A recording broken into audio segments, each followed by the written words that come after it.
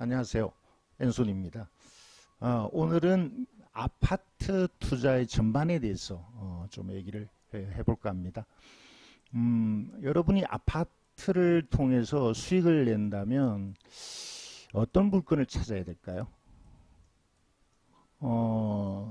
일단 저렴하게 사야 되겠죠. 저렴하게 산다라는 거는 시세보다는 가격이 싼 그런 물건이 실제 시장에서 잘 있나요? 정상적인 시장에서는 저렴하게 산다는 게 좀 쉽지가 않습니다.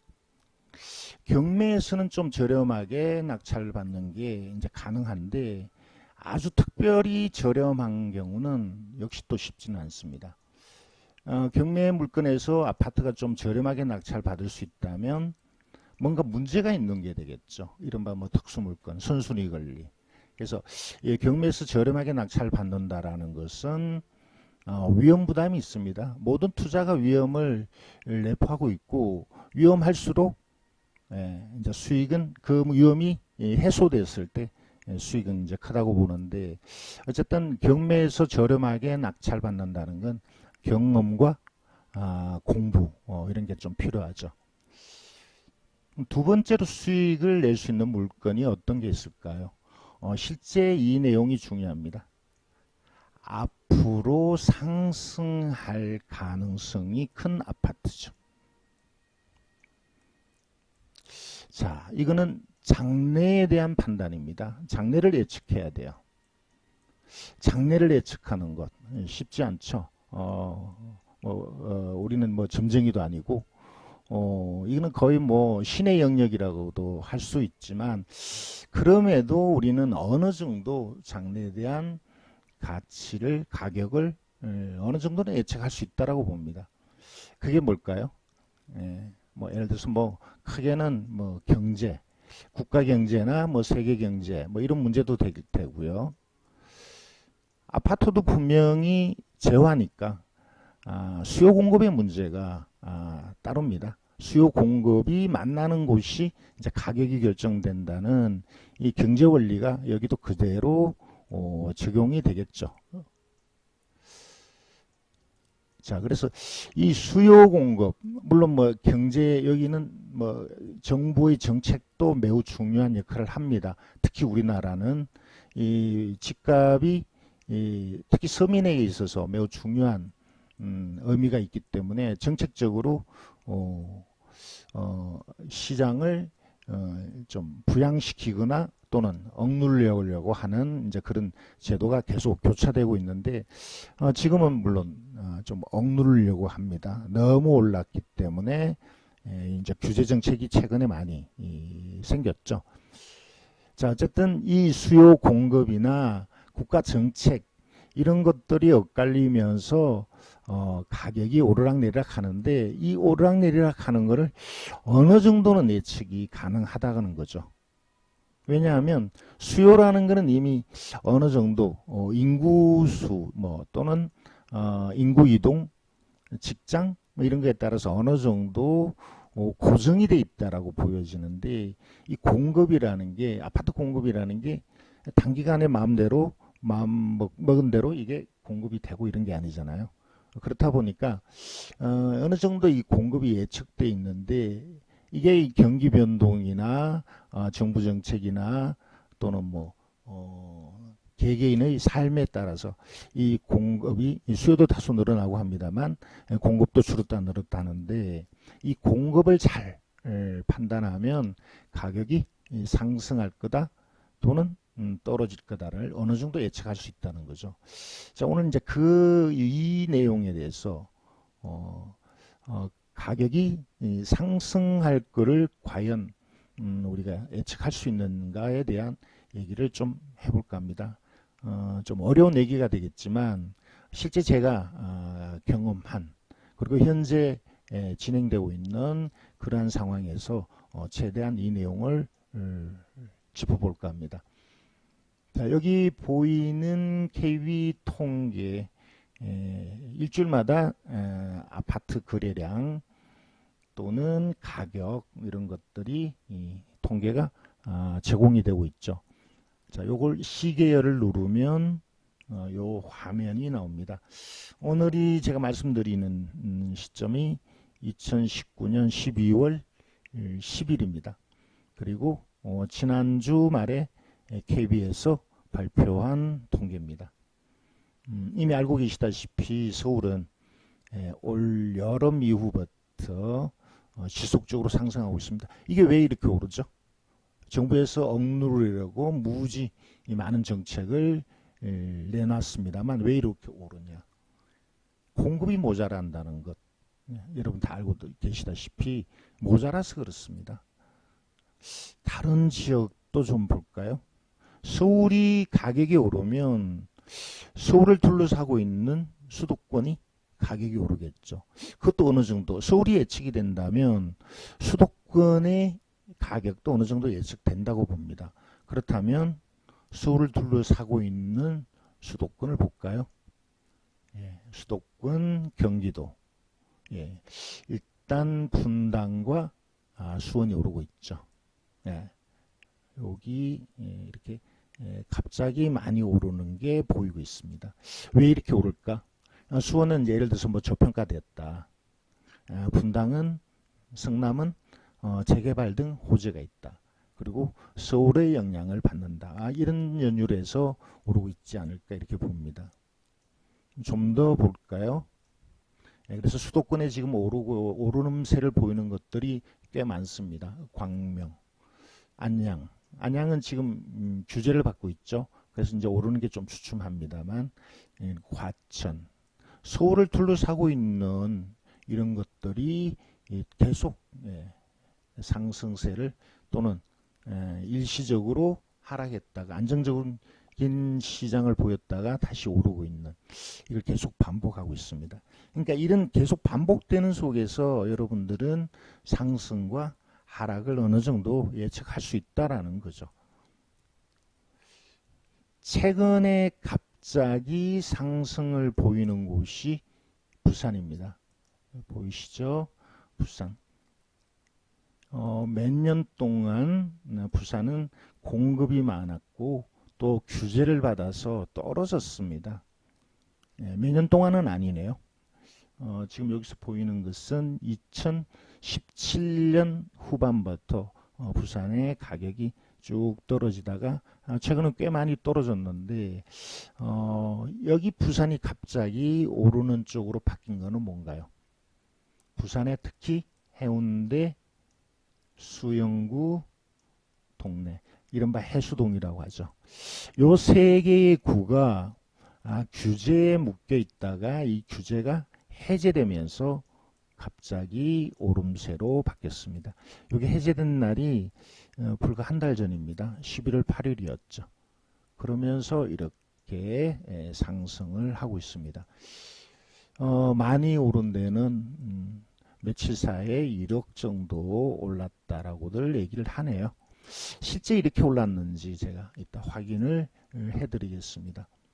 자, 이 부산 외에 한 2년 전부터 대전이 많이 올랐죠. 꾸준히 오르다가 최근 들어서는 또 급등하고 있습니다. 대전이 그전에는 다른 데 오를 때 안 올랐었거든요.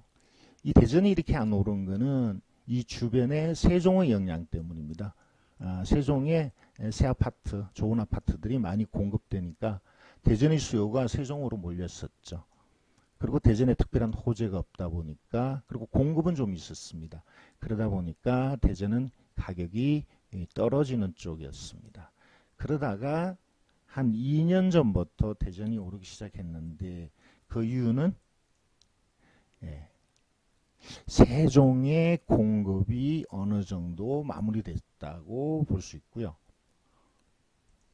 대전이 최근에 이제 또 많이 오르고 있습니다. 한 2년 전부터 슬금슬금 오르다가 많이 오르고 있는데, 대전이 오르는 것은 방금 말씀드린 것처럼 세종이 공급이 어느 정도 마무리가 됐습니다. 그리고 대전 자체의 공급도 줄어들었습니다. 세종의 공급이 없는 쪽이 됐고 대전의 공급이 줄어들었고, 그러면서 여러 해 동안 대전의 상승이 안 했었죠. 대전의 아파트 가격이 상승이 없었습니다. 그러니까 이러한 내용으로 대전의 가격 상승을 한 2년 전부터 예측한 사람이 있었거든요. 그리고 많은 사람들이 몰려갔고 실제 그 내용대로 대전은 최근 들어서 많이 오르고 있습니다. 이미 한 2년 동안 이렇게 많이 오른 지역에 지금 추격 매수를 해도 될까? 예. 여러분 어떻게 생각하시나요? 너무 많이 올라서 이제 들어가는 것은 특별한 수익을 내기는 좀 어렵지 않나. 이제 이런 생각이 들고요. 그럼에도 서울 같은 곳은 워낙 지역이 큽니다. 그리고 당분간은 공급이 부족하니까 앞으로도 계속 오를 거라고 보는 그런 예측들이 많습니다. 그리고 부산은 떨어지다가 갑자기 올랐죠. 최근 들어서 거의 한 달밖에 안 됐습니다.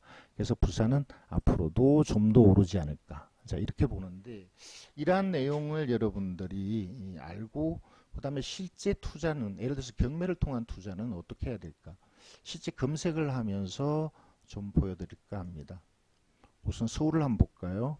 서울의 아파트 낙찰된 걸 볼게요. 요 최근에 낙찰된 아파트가 과연 얼마에 낙찰되나? 예, 보면 보이시죠? 좀 전체적인 걸 봐야 될 것 같습니다. 이렇게 신권에 높게 낙찰되는 물건들이 있습니다. 예. 그러니까 서울은 지속적으로 이렇게 상승을 했기 때문에 예를 들어서 2018년에 감정된 물건은 현 시점에서 2019년에서 봤을 때 저평가됐고 앞으로도 또 더 오를 걸로 보니까 이렇게 감정가보다 높은, 그러나 실제 이게 시세보다 높은 금액은 아닐 거라고 봅니다. 감정가가 현 시세에 비해서 저평가된 거죠. 그러니까 이렇게 감정가보다 높은 낙찰가를 많이 보입니다. 100% 넘어 신권에 낙찰된 사례들이 많습니다. 그렇다면 현재 진행되는 물건은 어떨까요? 이 중에 많은 물건들이 저평가됐다라고 보는 거죠. 특히 언제께 저평가됐나? 이미 감정된 것들이 감정된 시간이 오래된 게 저평가됐다라고 볼 수 있어요. 2019년보다 18년보다 17년 물건이 저평가되겠죠. 그래서 서울에 만약에 아파트를 투자한다면 17년, 16년은 뭐 거의 없을 거라고 봅니다만 또는 18년 이렇게 현 시점보다 좀 앞서서 오래 앞서서 감정평가된 것은 저평가됐을 거니까 신권의 높은 금액으로 들어가면 낙찰받을 확률이 높아지겠죠. 자, 그래서 이거를 저는 판단할 때 이렇게 봅니다.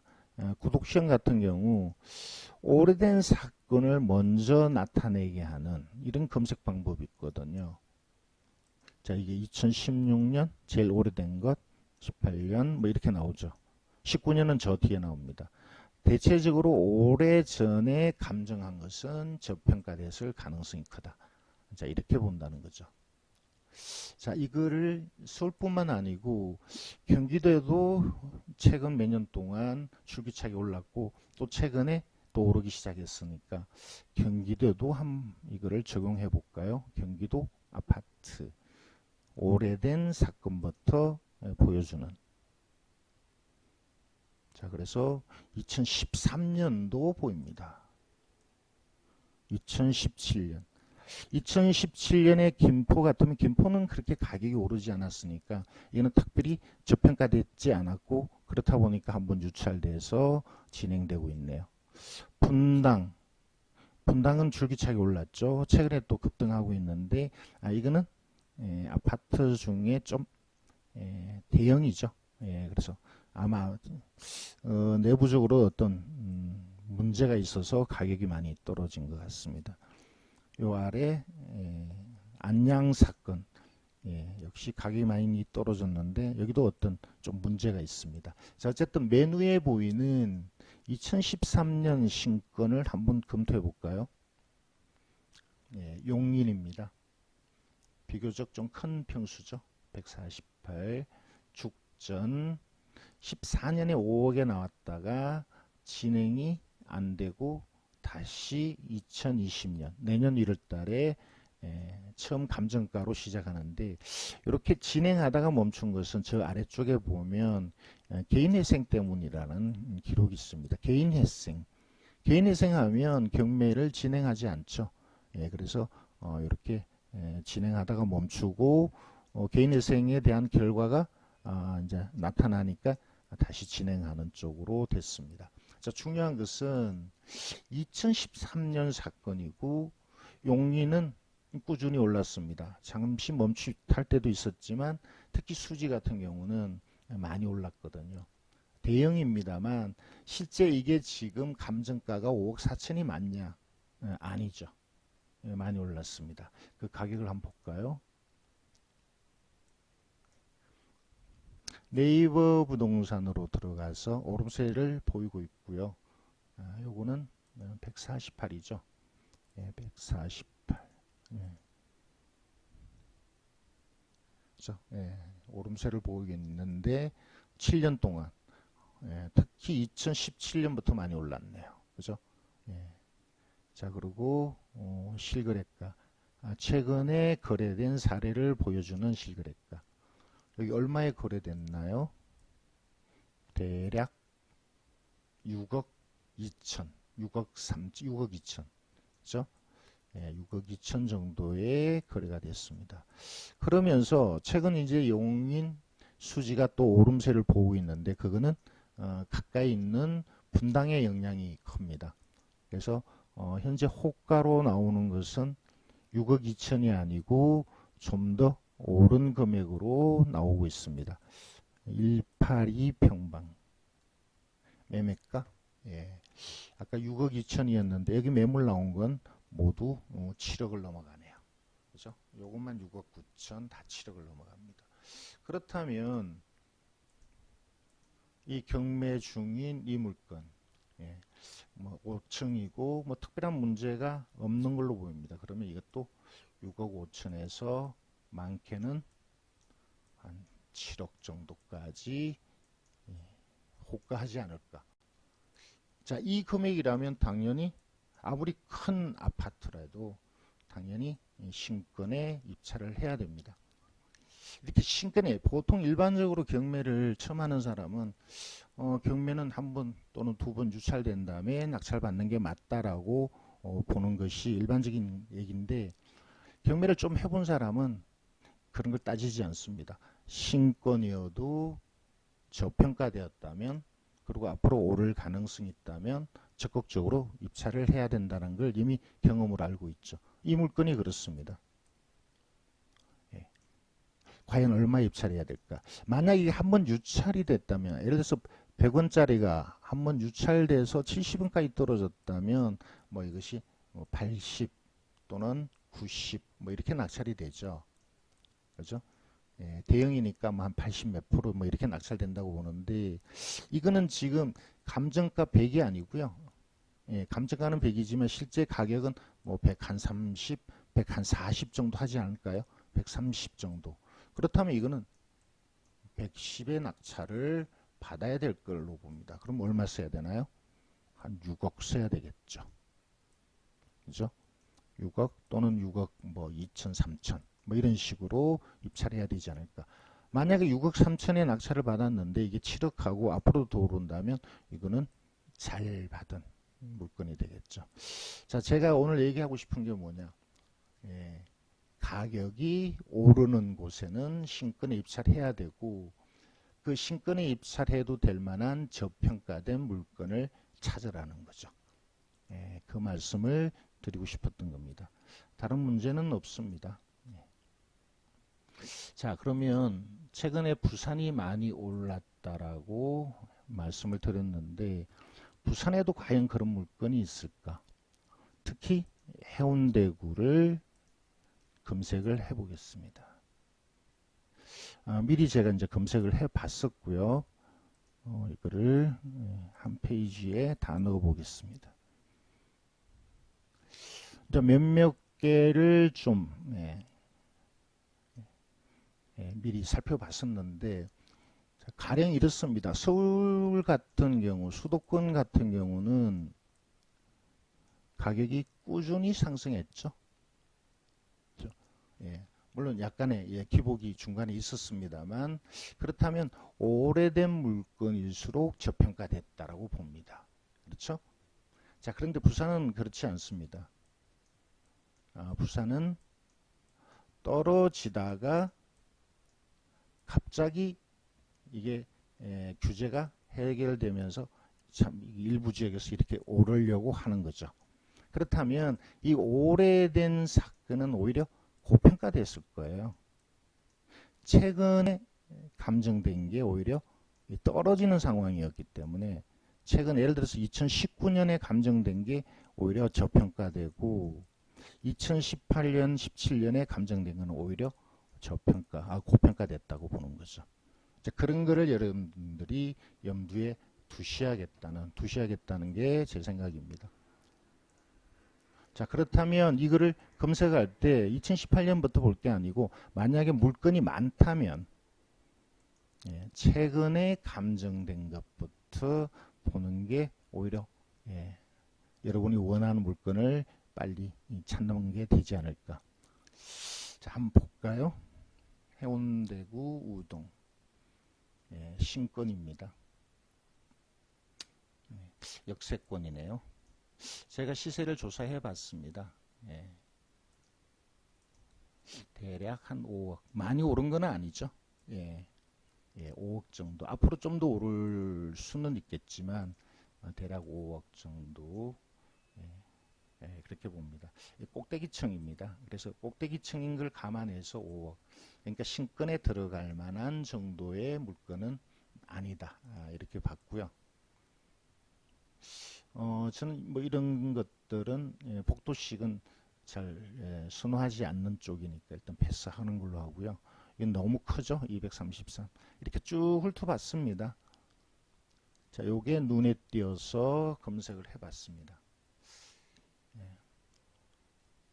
대략적인 가격은 4억 3천. 조금 올랐죠? 그렇게 많이 오른 쪽은 아닙니다. 요 물건은 외형상 세입자가 있는 것처럼, 임차인이 있는 것처럼 보이는데, 2002년에 전입한 이 사람이 진정한 세입자일까?